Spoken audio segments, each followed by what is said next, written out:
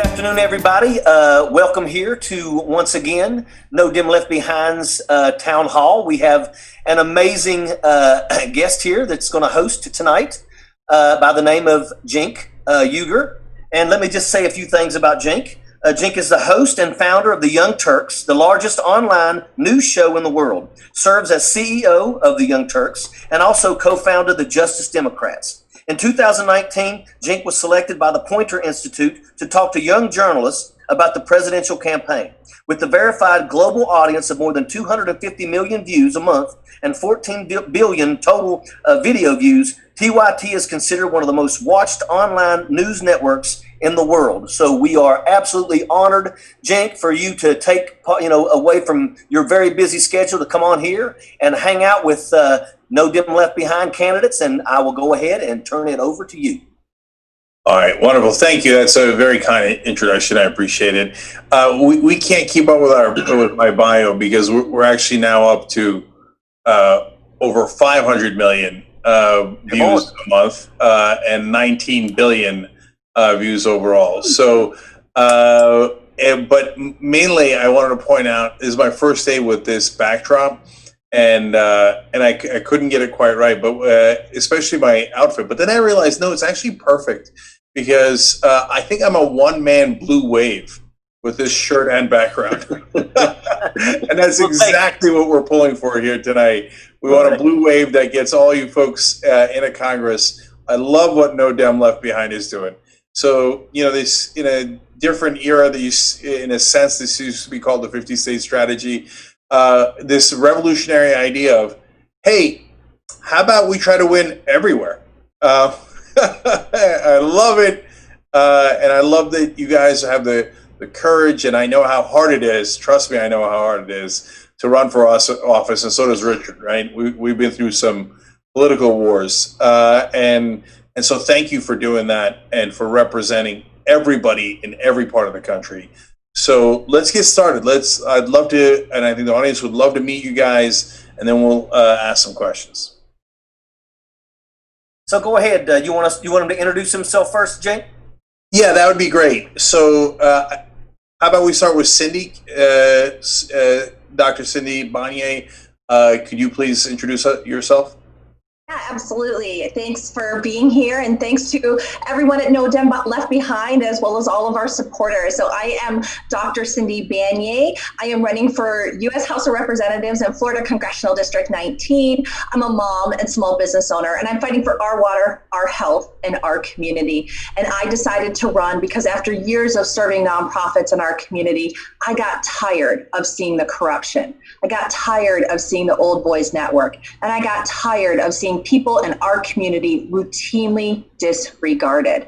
I am running to be the servant leader that the people of Southwest Florida deserves, and I hope everybody will join me in building a Southwest Florida where the sun shines on everyone. All right, love it. Let's go to Tom Palzowitz next, and he's of course from Wisconsin's 5th District. Yeah, so I'm Tom Palzowitz, running in Wisconsin's 5th District. This is the second go round for us. We started with a district that was 40 points different, and we've now narrowed it down to 10 points. And that's the thing. It's really getting people to run everywhere. And Wisconsin is gerrymandered. And it's been one of those states where Republicans just think they get to choose whatever it is agenda they want to run and whatever they want to do. And when I saw that, I just felt like, especially after that 2016 election, had to jump in, had to do something. I feel very strongly that everybody has a role to play. I'm a Navy vet. I was on a submarine for 4 years. I was working in banking for 15 years, and I've run my own small business for the last 15 years. And it really is. People just cry out for leadership, and people really want progress over partisanship. They're tired of it. They're tired of the divisiveness. And that's what I love about being part of this group, because we're all going through exactly the same things. But we're all really great people. And the thing I see is we're all bringing a level of integrity that is much needed in Washington today. All right, that's great. Devin Pandy from Georgia's 9th District. Devin, go ahead. Yes, my name is Devin Pandy. I am running to represent Georgia's 9th Congressional District, better known here as the Mighty 9th. And I am a 21-year, 5-deployment combat veteran. I am fighting for the people who haven't been able to fight for themselves for a very long time. I got into this because I started realizing after I retired that things in the civilian world are very different than they are in the military world. We are taken care of pretty well in the military. And when you get out, you realize that, hey, the things that I thought that I was fighting for, they're not actually happening. And so you have all of these people on this panel today, all of these coalition members that are here to actually fight for people selflessly. We're not here to enrich ourselves. We're here to do the work. And I am proud to be a part of No Dem Left Behind. I'm proud to be endorsed by TYT Army Georgia, and I'm very glad to be here. Thank you, Cenk, for being here and hosting this. And I'm ready to. I was fighting wars in Afghanistan, Iraq, and Kuwait, and I'm about to go fight in Washington. I love it. Devin, first of all, anything with a nickname is awesome. So I'm instantly a fan of the Mighty Ninth.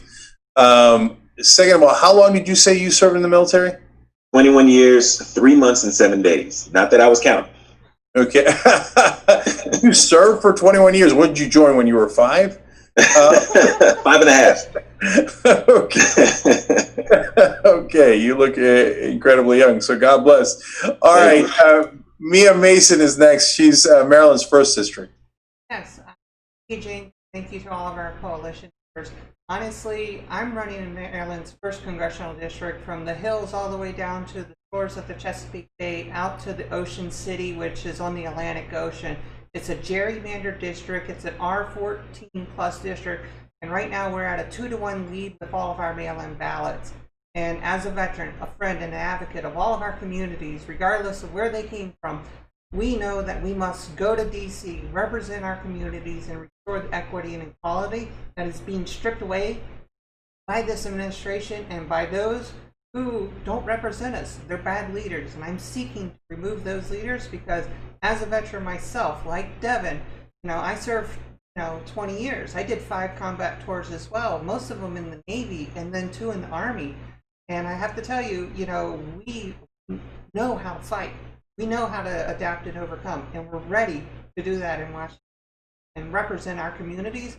Because when we came back home, some of us, like myself, ended up losing our jobs, our car, our home, everything, and almost our pension because our president and others have decided to tweet, try to fire us, and standing up to help everyone, including ourselves, so that we don't have to face the same discrimination ever again.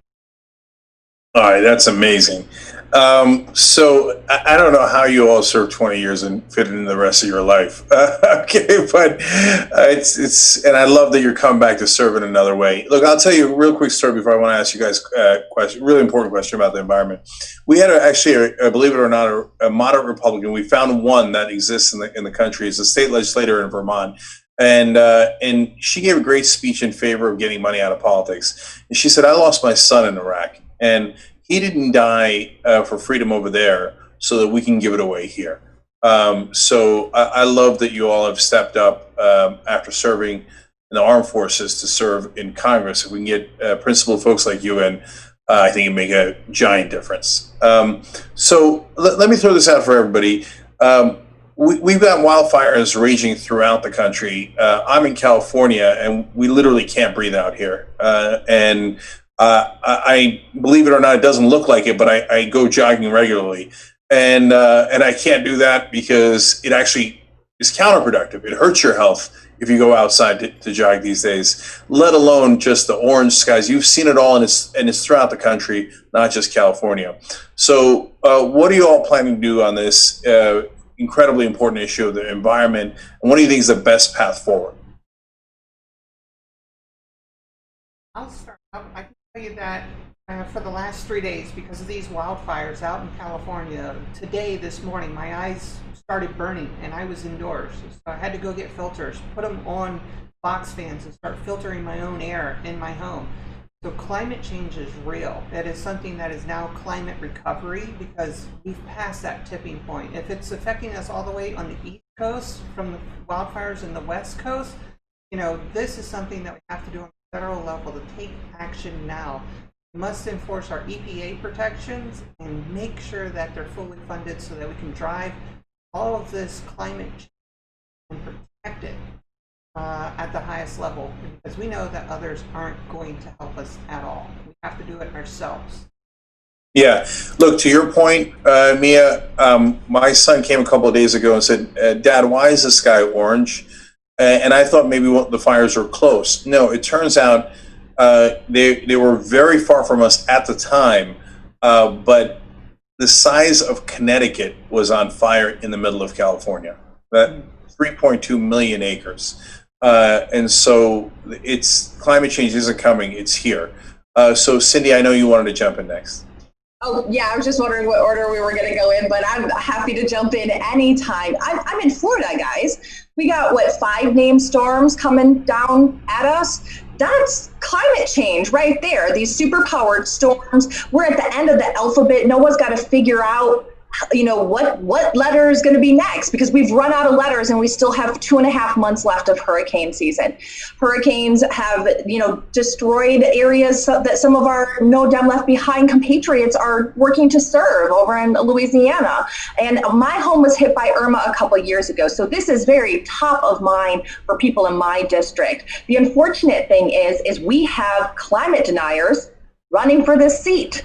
And they don't care that they are putting everybody in jeopardy because of it. They don't see the connections.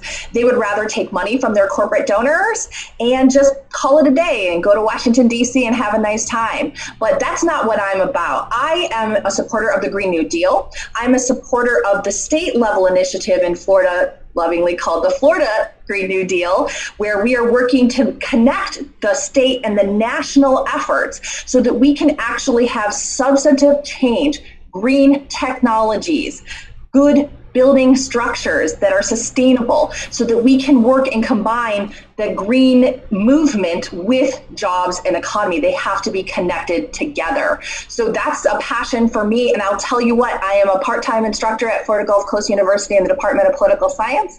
Today, I was teaching about global warming. For 7 years now, I've been teaching that class on global studies and have that component in it. It's scary because half the class doesn't come back after the global warming session, because that's the level of denialism we have here. And I'm working every day with my students and in this district to change that. Yeah, somebody, one of our viewers on TYT today made a great point. When the fires came, both the left wing and the right wing put on their masks because you couldn't breathe. Apparently, it doesn't take away your liberty to put on a mask if it's a fire. So maybe you should do it in other health situations as well. And Cindy's right. There's 5 named hurricanes in the Atlantic right now. Only the second time in history that has ever happened. And so we're going to jump around on the topics. But Tom, I know you got endorsed by a number of the top environmental groups. So I wanted to make sure that you got in on this topic.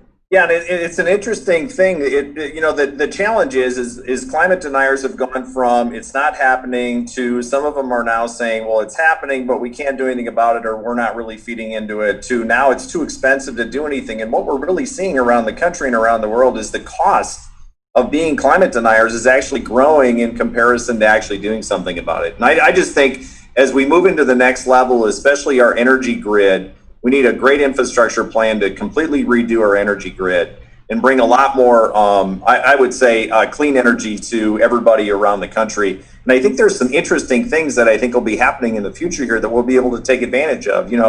I don't know about cold fusion, but just room temperature superconducting, battery capabilities. All these things are going to give us the ability to redo things. But we have to start investing now because, and I think that we don't have till 2050. I really think that we need to target by 2035, unless we want to leave this problem to our children and grandchildren. And just like the federal debt, if we don't start doing something now, we're just leaving them our problems because we didn't have enough integrity to actually work on the things that we need to work on. Right. So, guys, I'm going to jump around a little bit onto different questions because otherwise we will never make it in time. So, Devin, let me ask you about coronavirus. Trump downplayed it again a couple of days ago. So what's new, right? So what do you think is the right way to handle it? What would you suggest to, for example, President Biden to do in tackling this coronavirus epidemic? First thing to do. The first thing he needs to do, and we need to help him with that, Now, when it comes to coronavirus, one, trust your scientists. Trust the science. It is there for a reason. There is a reason why these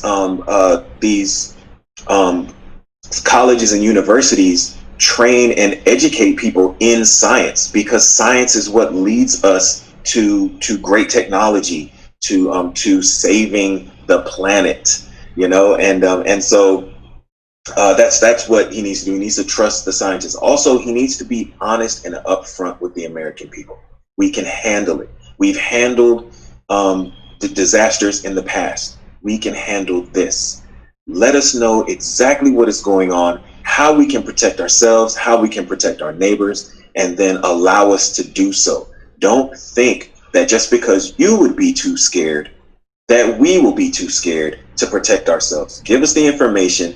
Give us the proper, correct methods, and then just go from there. I mean, I'm flabbergasted right now, because this is just common sense. Why do we have to have this conversation right now? It is it is quite infuriating.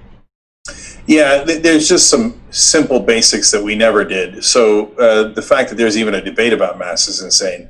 But testing and contact tracing should have happened. Mia, let me ask you this. We've got the United States military that you were part of that are so amazing, and we're considered the leaders in the world. And we say we're bringing freedom to folks, and from time to time we do, right? But now we have done literally worse than any third world country in responding to this pandemic.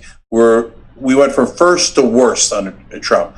Worst in cases, worst in deaths. So, look, how do you reach the voters in a way that they go, right, worse is not good? How do you break through and get them to understand that? Well, I definitely recall the times that when Trump said, we're going to make America first, and then every other country came out with their own "we're first" video. And right now with this pandemic, they're first, and here we are dead last, with more Americans dying every day because we've done nothing. So to reach them, we have to be able to go and canvass and start talking to them again.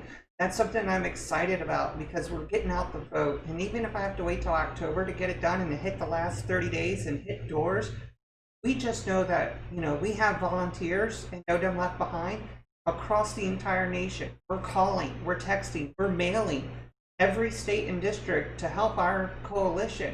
And of course, they're returning the favor to call back into our districts as well. So these are the things that we have to do to make sure that we reach out to our community. So if y'all want to help, look at the bottom of the screen, support No Dem Left Behind, and join. Yeah, definitely, guys. Look, in races like this, you're not going to get a ton of money coming into non-incumbent challenger Democrats. So you have got to help on the financial front and on the volunteer front if you can. And Cindy, let me go to you on that, because that kind of combines these two issues. One, you've got to figure out, what's the right way to handle this pandemic. But two, you also got to figure out how to campaign. Normally I'd ask you what's the energy on the ground, and I will ask you that. But how do you also make sure that everybody's safe as you're trying to build up as much energy as you can in the ground? Yeah, well, I'll tell you, I don't know what you've heard about Florida, but we are rocking and rolling with the COVID here. And we have a pretty senior population in my district in particular. So we have to be extra careful. Our team, we have masks everywhere that we go. And we make sure that we are practicing good hygiene, social distancing. We even have a collaboration office that we've been using that we regularly sanitize twice a day, in fact, and have strict protocols around it. So we're doing things different. We absolutely are. We're doing no knock lit drops. We are doing a lot of things virtually. We have to. But I'll tell you what, we are actually reaching far more people than we would have been able to in person, because everybody was there. We had to sit in front of our computers. We had to connect this way. And I will say it's a testament to my campaign, my team, that we were able to adapt in that way. I launched a podcast. I do regular Facebook Lives. No Dem Left Behind has been killing it with town halls just like This has made all the difference. It has gotten our names out there, and it enables us, underdog candidates, to make up that gap. And that's what we've been doing. But otherwise, like I said, we're still largely virtual here because we have to. Yeah, that makes sense. Tom, I want to let you weigh in here. And I'm curious. I mean, Wisconsin is an enormously important swing state. So are you guys also somehow finding a way to make sure Biden wins too? Oh, yes, we're absolutely working on that. But I'm going to start with COVID because especially in Wisconsin here, we have the tail wagging the dog. I mean, the whole idea is we're trying to reopen and reopen and reopen to save the economy. And all it's doing is exploding cases. We had our worst day yesterday in Wisconsin. We're in the top 3 worst states in the country right now. In fact, our president is up north in upper Wisconsin right now as we speak. And he's there, no mask, in a group of people, no mask. And every single Republican in the state of Wisconsin is out there basically pretending there's no pandemic as they campaign. They're doing in-person house parties. They're just going out there and they're just pretending that it's not happening. And it's causing this huge problem. And then for our campaign, though, and one of the reasons that we're running is to make sure Donald Trump is not president again. And I realized a long time ago that the 5th Congressional District, which is in between Milwaukee and Madison, is one of the keys in the country right now. And like I said before, we've taken this 40-point district and turned it to 10 points. If our numbers are right, Joe Biden has already won the state of Wisconsin. And so we're pushing hard to make sure that happens because we've already flipped over 50,000 votes just in our district alone. So that's been the key to what we're working on. And we're working up and down ballot. But like Cindy said, we've gotten very, very creative with what we're doing, and we have to.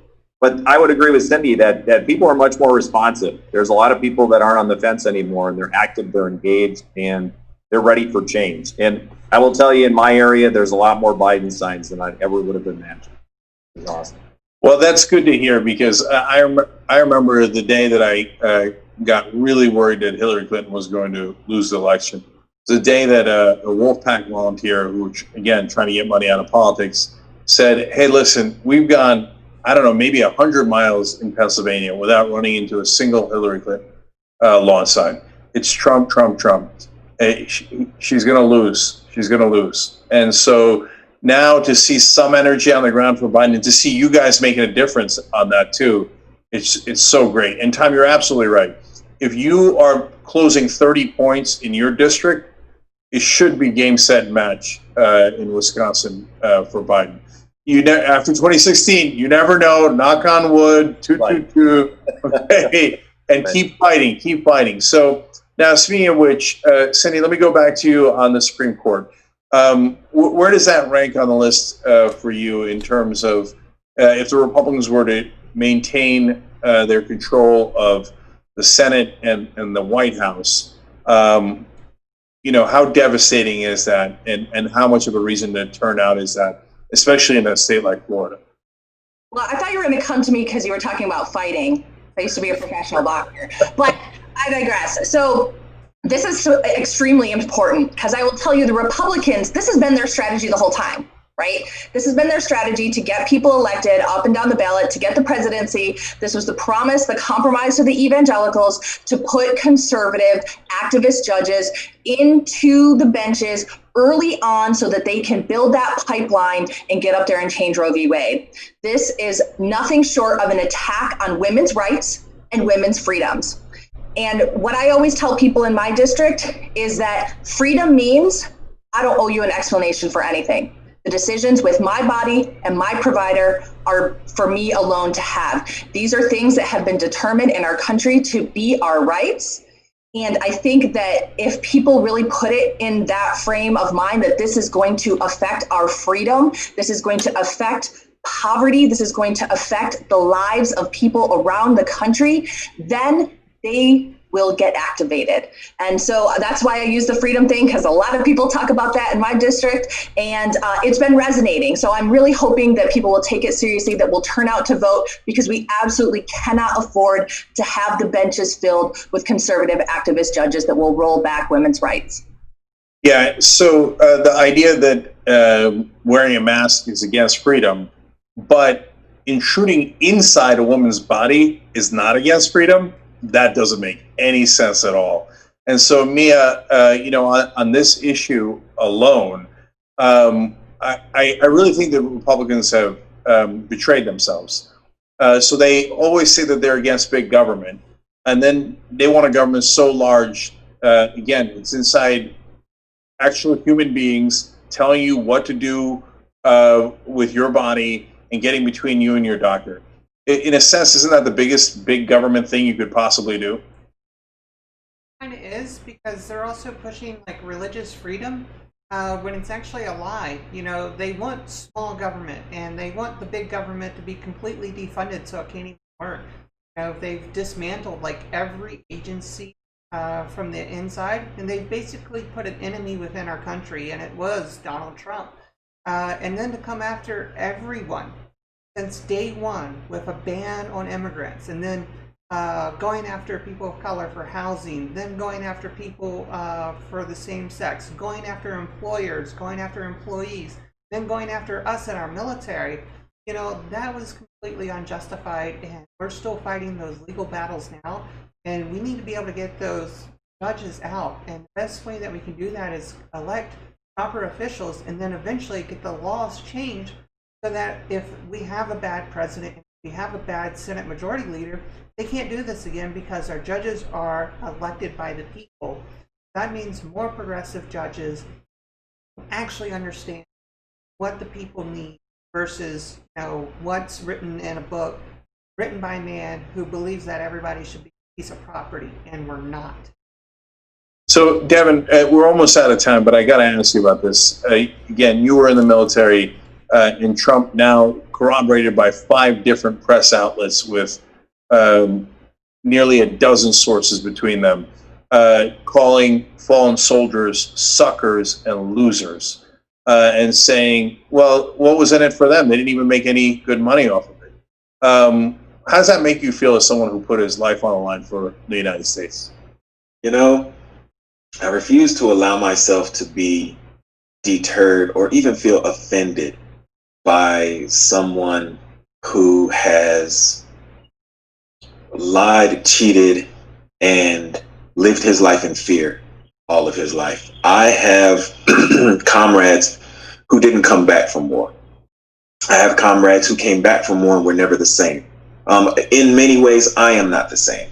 I am sitting here right now in pain, doing this because it is my duty, doing this because it is my responsibility to the American people to make sure that they are being taken care of. So when someone who shirked his responsibility, 3 or 4 times, wants to call my brethren, my sisters and brothers at arms, suckers and losers, I will gladly be a sucker and loser if it means that I actually love this country, if I actually will stand up for this country, if I actually will fight and willing to die for this country. He can't tell me anything. Yeah, love it. Tom, last word here. I'm going to go back to the court for a second because, look, if we're being realistic, Ruth Bader Ginsburg has some serious health concerns. If Trump wins re-election, we could go to 7-3 on the Supreme Court. How many decades does that take to overdo? And so, hence, I mean, there's 1,000 reasons why this election is so important. But is that among the top? Oh, absolutely, and that to me would be devastating. But I'm going to go back to something that Mia said, is that, you know, one of the reasons why the Supreme Court is so important right now is because the legislators aren't working. We're not actually passing laws, and we're not doing the job. And it really is important to get people to Congress who actually want to do the job.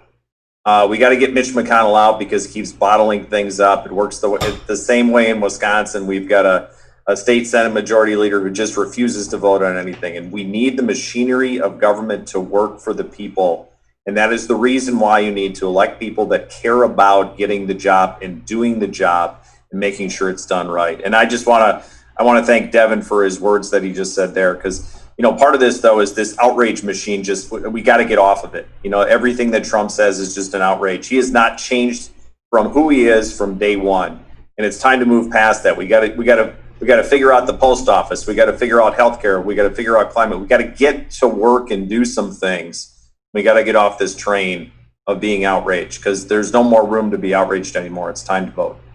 Yep, absolutely. Okay, guys, thank you so much, first of all, for putting up with my bad math. Obviously, it would be 6-3, not 7-3 on the Supreme Court. And Tom Palzowitz, everybody remember that's Wisconsin's 5th district. Devin Pandy, the mighty 9th in Georgia, obviously, now everybody knows it. Mia Mason in Maryland's 1st district, and then in Florida's 19th district, Cindy Benier. You guys are amazing. Good luck in the race. Go get them, and everybody make sure you're supporting. Thank you. Appreciate it, Cenk. Thank you. At this time, I think, Mia, are you going to get everybody lined back up? We are. And Cenk, if I can take this time, because I know that you know, a lot of your audience is going to be tuning into this and watching this. You know, one of the things about No Dem Left Behind that is so special is that we are the ones that are going down into the red rural districts, and we're picking the fight. And the truth is if we don't put in the groundwork, how can we ever expect these seats to flip from red to blue? And, you know, one of the great things about our candidates right now is everybody here, we feel that we are going to pick up a few seats. We're going to flip a few seats from red to blue. But make no mistake about it, if we don't flip a seat from red to blue on November the 4th, we're back in the fight. We're going to continue pushing forward until we absolutely turn these seats from red to blue. That's exactly right. And guys, it's so important to know what Richard's referring to there. If you run twice, your chance of winning is infinitely higher. And we've seen that over and over again. So Marie Newman did not win in Illinois when she ran. In that case, it was a primary first time around, but she did win the second time around, a big difference. So right now, Cara Eastman is running in Nebraska, barely lost by 1.5 points. Now she's in great shape to win right in the middle of Nebraska for a Democrat. So now let's go to the next panel here, because there's so many great folks to introduce you to. Let's go one by one in the introductions. Alan Ellison's running in Florida's 17th district. Alan, go ahead and introduce yourself. Hello, everyone. Thank you, Cenk, for taking the time to be with us this evening.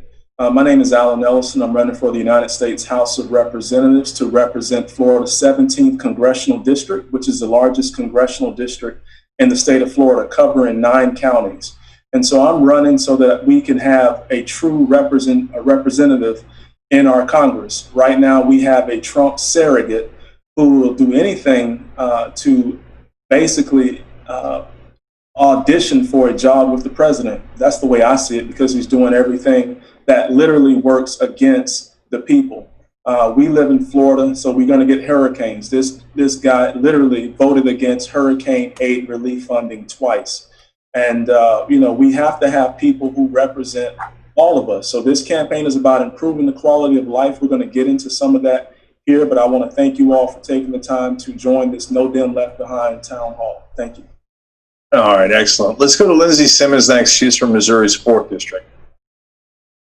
Hi, thank you for being here with us and for helping to amplify all of us amazing rural candidates that are running in easily winnable districts. I am not a politician. I am an Army wife. My husband is currently deployed with a bounty on his head, which makes me a nasty woman married to a loser, which I'm delighted by. I got into this race because my husband was deployed to Syria in 2017. A month after he left, I found out that I was pregnant with my first kiddo, and it took me 4 days to let my husband know he was going to be a dad. A little bit after that, he was sent to a new forward location where it was difficult to maintain a regular supply chain, and he had to rely upon the local assistance of Kurdish allies to provide additional supplies like food and shelter.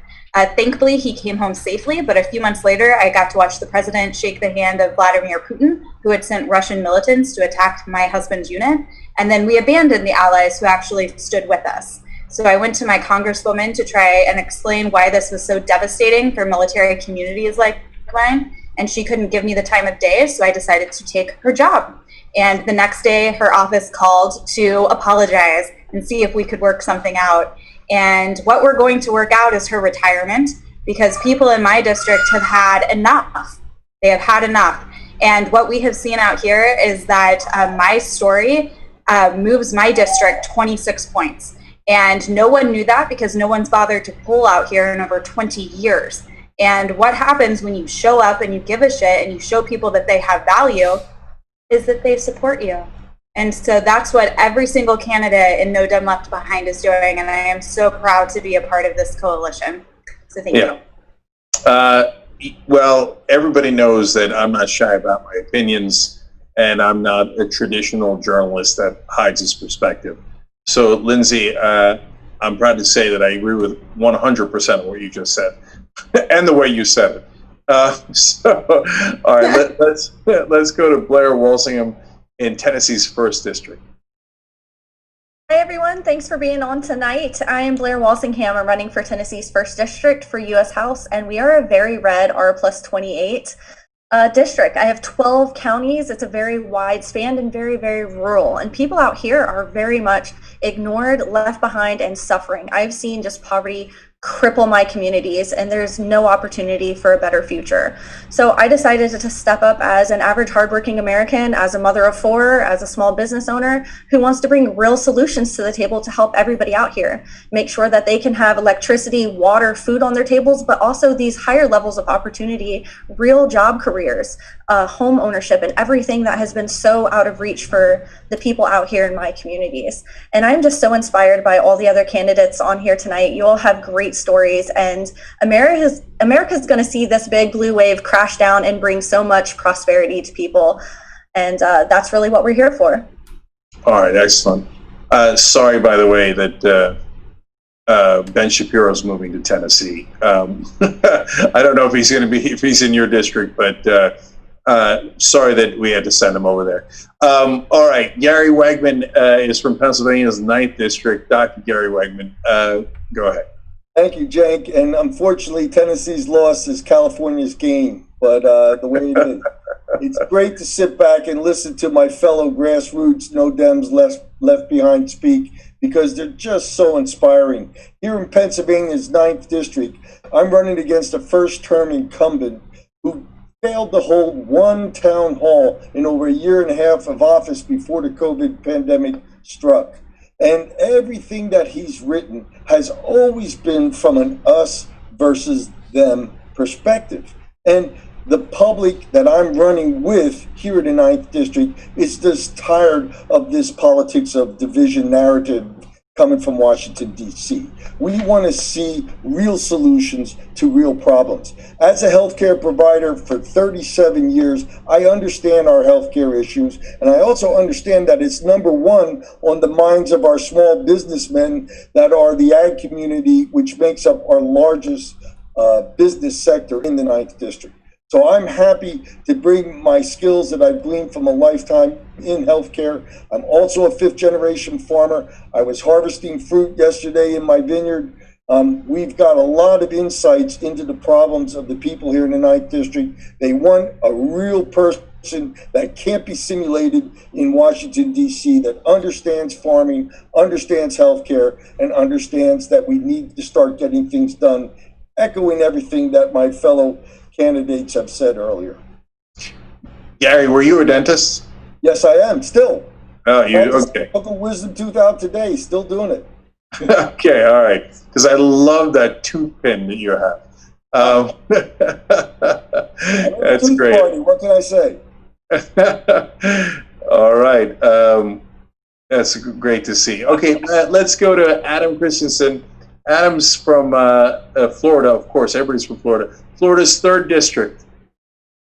Hey, Cenk, it's good to be on. Yeah, my name is Adam Christensen. I am actually running for the 3rd District, which, as you know, is Ted Yoho's current district. So we are trying to replace him, basically tear down his machine. I am the youngest Democratic candidate in the country. We won our primary, actually, with basically our entire staff under the age of 23. And basically, the reason that we are running, the reason that I'm running is because in every single person on here, we actually have a vision for the way that we want the future to look. We have sat back and we have seen the way that other people have done it, and they just have not changed anyone's lives.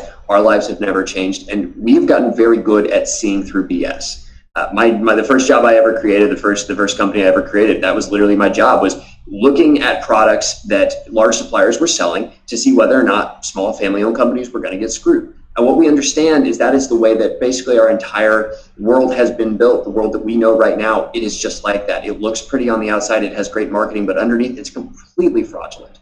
And so every single person here, that is what we are running to replace, that is what we are running to fix, and that is the reason that all of us are here fighting for places that nobody has really fought for before, not only because we believe in it, but because we are playing a different game and we know we can win. And that's what we're doing. All right, that's great. And remember, everybody, you need that kind of energy that Adam's team has and that he has, and that we need it from you guys too. Whether you're volunteering or you're donating, especially for these campaigns, it's absolutely crucial. So I know, like Jamie Harrison in Georgia, in South Carolina, raised $1 million recently because of the stuff Lindsey Graham was saying. That's great. We got to get Lindsey Graham out. But those guys are doing a great job of raising a ton of money. These folks you're seeing here with No Dems Left Behind, they need it. They need it right now. Alan, let me start with you. Obviously, a lot of energy in the streets after the George Floyd murder. Trump is basically threatening martial law, and he's trying to scare, as my kids would say, he's trying to scare the bejesus out of everybody, telling them, oh, no, the suburban housewives, protesters are coming, rioters and looters are coming, with lots of undertones and overtones there. So how are folks reacting in your district in Florida, and what's your sense of what the right direction to go there is in policy? In my district, it's a mix. I see the people that are in support of what the president is saying, but I also see a growing number of people that are in support of the Black Lives Matter movement. When you think about the movement and where it's come and where it has gone global. You have people in France, you have people in South America, Asia. They are all in support. And so what I try to tell people is that you need to be on the right side of history. Find out why African Americans are complaining so much that their lives don't matter. They feel as if they have been overlooked for too long. They have been targeted.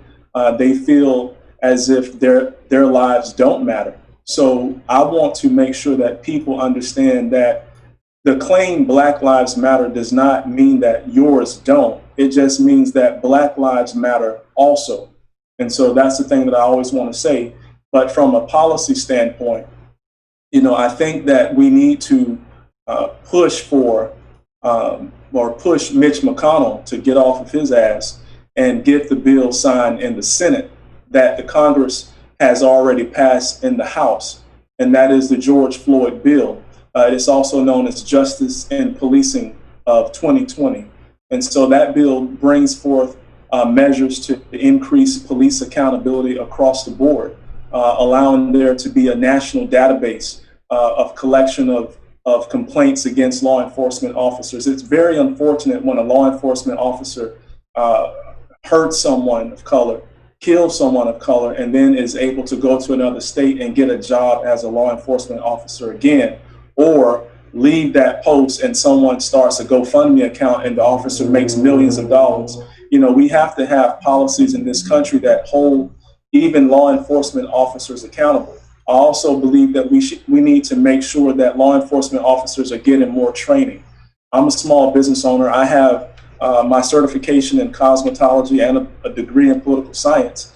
But as a cosmetologist, I actually have more training as a cosmetologist than a law enforcement officer in the United States has to be a police officer.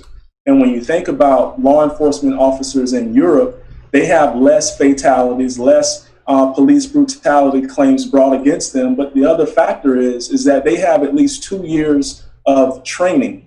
When you think about how law enforcement officers come onto the scene, one of the businesses that I had was a security guard company. I employed law enforcement officers. I've gone through the police academy. I know how they're trained. I know that when they come onto the scene, they are trained to subdue the situation. But when you come across someone who is fearful and fearing that if they comply with you, that they're going to lose their life, it creates an awkward situation that could turn deadly.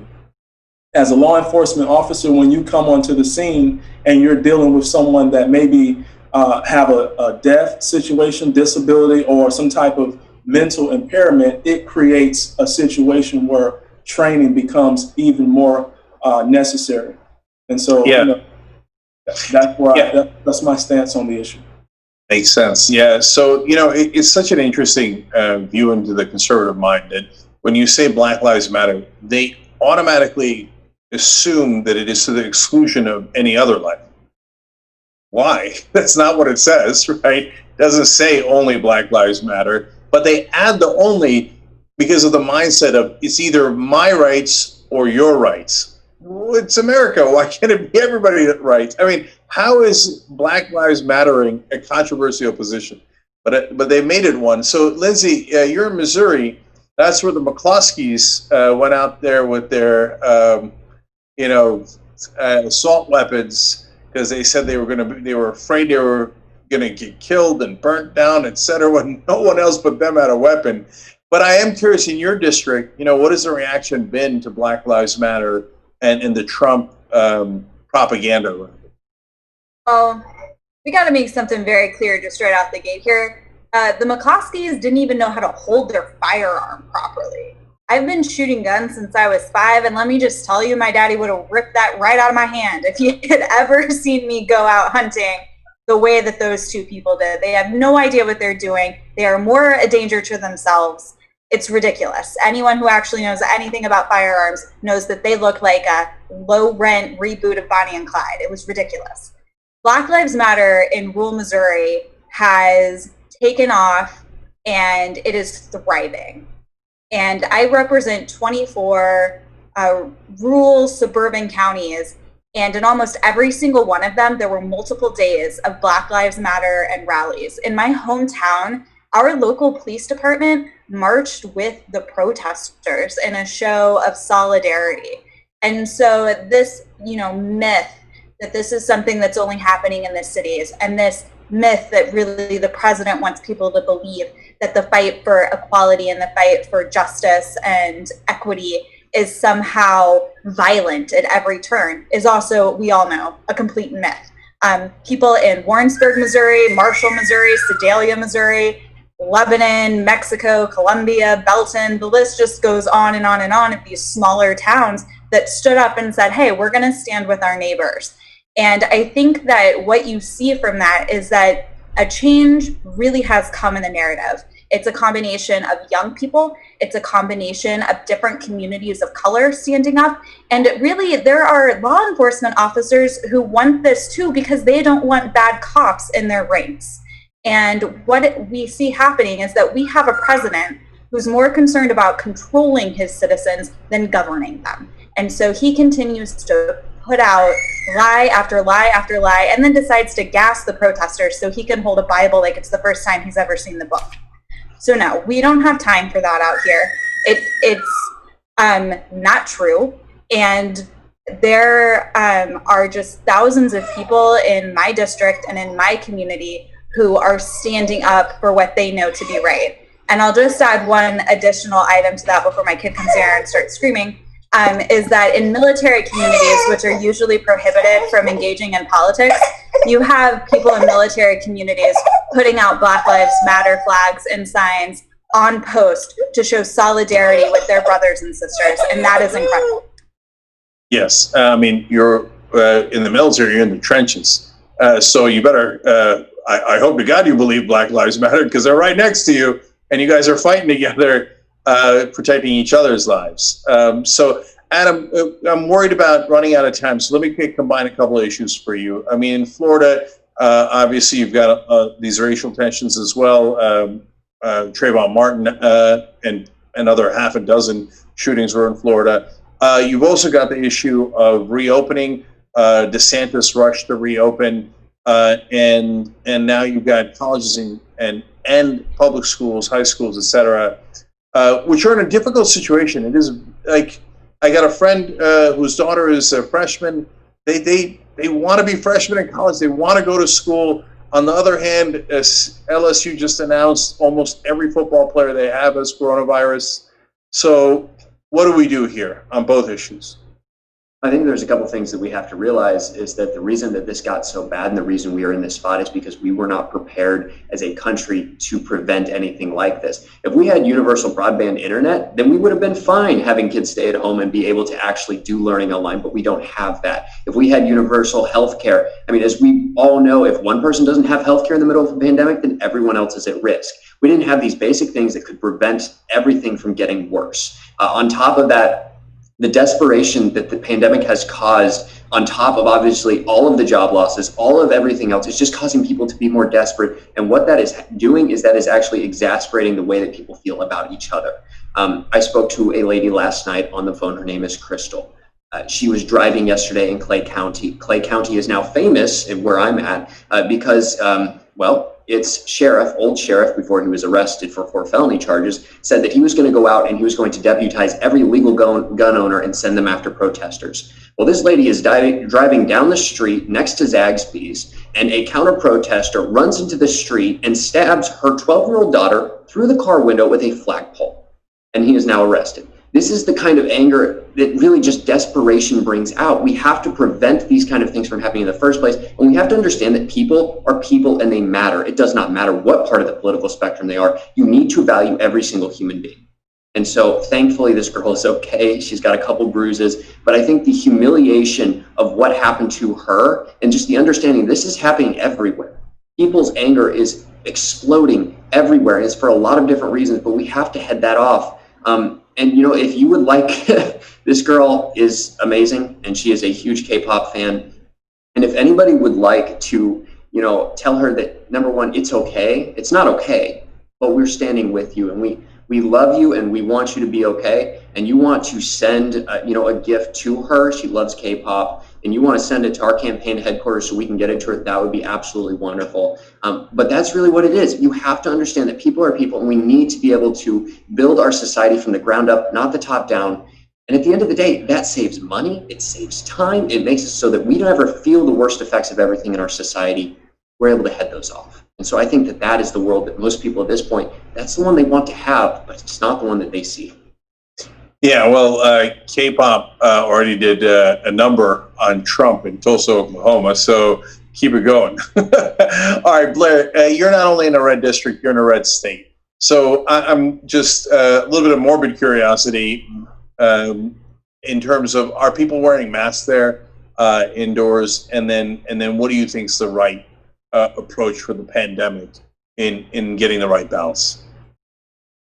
Yeah, absolutely. My district is very torn between the fear of the pandemic and the fear of violence and the highlight of the divide that the media plays out right in front of their eyes. So they ignore some of the issues because they're confused about the messages that have been coming out. They're acting out of fear and desperation. Locally and nationally, I've seen us move forward in some of police reforms and a solidified message on how to deal with the coronavirus. But I think if we focus more on lifting all of our communities up to make sure that they have the opportunities and they know that there's security and hope for our future, and know that they have these good values, but they're only seeing half of the picture right now. We need to make it so they see the bigger picture so that they can feel good about themselves and good about the future. A lot of the confusion comes with schools being shut down and then they're reopened and now they're shutting down again due to COVID. But the problem is amplified in a lot of these rural communities because they're dealing with high levels of poverty. So many of these families rely on the schools not only for an education, but for childcare and even meals. The bottom line for me is that we need to adjust our expectations of the different systems we have in place and learn from this and move forward as a smarter nation and make sure that all of our communities have the resources they need in place to avoid further similar situations and a further divide in this country. Yep. Gary, I want to combine two issues for you too, since we're short on time. First, on coronavirus, I wanted to get your thoughts on it too, because look, on the one hand, we all want our kids to go back to school. On the other hand, again, I'll give another football example. Texas Tech, 75 football players have coronavirus. So what's happening is, as to Blair's point, is we close the schools, open the schools, and then invariably people get coronavirus and we shut them back down. And so it's a tough issue in terms of getting the right balance in reopening the economy etc. And then I also want to ask you about Trump's incredible disrespect of the military, calling fallen soldiers suckers and losers, and how that plays out in your district. Okay, let me take it, Cenk. If we're going to call ourselves the United States of America, then we have to want to start behaving like that. As a healthcare professional, I'm a strong advocate for single-payer universal healthcare, and this would have afforded us as Americans a unified message from the top down that all 50 states could have adhered to. Allowing the states to have to compete against themselves to try and write this from whole cloth to get it right was the wrong way to go, okay? We're in the middle of a worldwide pandemic, and we're talking about dropping out of the WHO or not participating with that. I just think that we've got to set our priorities and go with what the intelligent scientific response should be. Okay, I have 4 institutions of higher learning in Pennsylvania's 9th district, and they're all currently either virtual or running off some form of hybrid model. My middle child's totally virtual in her college experience, and my 10th grader is in kind of a hybrid school block class model where they're not switching classes as often, so they don't have to break down, wipe down, etc. It's working so far for them. But, you know, look, we're going to have our kids not fall behind in their education, but we have to stop and think about where we're at. Many of us have returned to work, and we need to remember that we don't have to get it 100% right all the time. We simply can't be. Okay, so this is collective trauma that is going to echo through our society for many years, and we can't expect our kids to have a normal year of education. There's just absolutely no way that's going to be. So we need to adjust our expectations, Cenk, from what that normal education is going to look like this year. And I've talked about real-time testing before in previous virtual town halls that we've had, and I'll say it again. We need real-time testing. If we have to wait 2 weeks to find out the results of a test, we can't practically go back to school and go back or stop the community spread in any case. The development of a vaccine and real-time testing should be our top priority. And when we have real-time testing, we can have our schools and our universities open back up safely.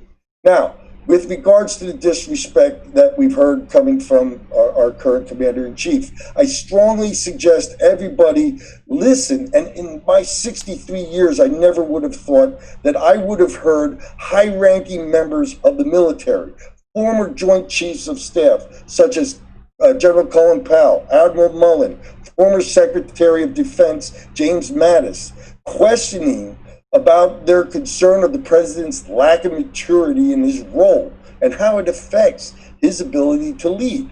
I have a serious problem with those who disrespect the military and our veterans, but Cenk, it goes deeper than that. We have continuously failed our veterans when they return to civilian life. Just this morning, Alan posted on Twitter that 18 to 22, I think it was 18 to 22 veterans commit suicide every day.